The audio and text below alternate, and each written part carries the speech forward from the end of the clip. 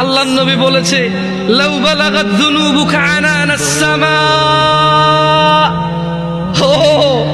তোমরা কি হাদিসে কুদসিটা পড়ো না ছোট ভাই আমার, ও পর্দার ছোট বোন আমার, তোমরা কি শোনো না যে আল্লাহর নবী বলেছে লাউ বালাগাত যুনুবুকা আনানাস সামা, তোমাদের গুনাহ যদি আকাশের মেঘমালা পর্যন্ত পৌঁছায়, সুম্মাস্তাগফারতানি, অতঃপর যদি আল্লাহকে বলো ইয়া আল্লাহ আপনি আমাকে মাফ করেন, আল্লাহ বলছেন গফারতু লাক, তোমাকে মাফ করব, ওয়ালা উবালি, কারা পরোয়া করব না।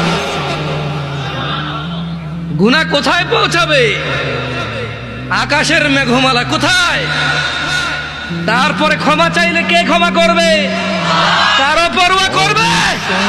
দরকার আছে উনি ক্ষমতা রাখে কিনা, খালাস হাদিসে খুঁজছি। তোমরা কি সূরা ফুরকান পড়ো না ভাই আমার? ওখানে কি আল্লাহ বলে নাই ইল্লা মান তাব, অতঃপর যে তওবা করবে, ফিরে আসবে, ওয়া আমানা, ঈমান আনবে, ওয়া আমিলা আমালান সালিহা, ঈমান আনার পর কিছু ভালো কাজকর্ম করবে, ফাউলাইকা ইউবাদদিলুল্লাহু সাইয়্যাতিহিম হাসানাত, আল্লাহ সমস্ত গুনাহকে নেকিতে পরিবর্তন করে দেবে। তোমার গুনাহগুলোকে আল্লাহ নেকিতে করার সক্ষমতা রাখে কিনা? ওনাকে এটাতে বাধা দেওয়ার কেউ ক্ষমতা রাখে? কেউ প্রশ্ন করার ক্ষমতা রাখে?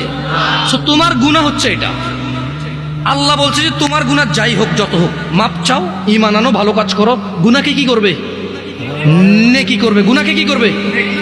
অন্যদিকে আল্লাহ বলছে যে গুনাহ যদি কোথায় লাগে? আকাশের মেঘমালা কোথায়? মাপ কার কাছে চাইলে উনি কি করবে? কারো পরোয়া করবে বলছে?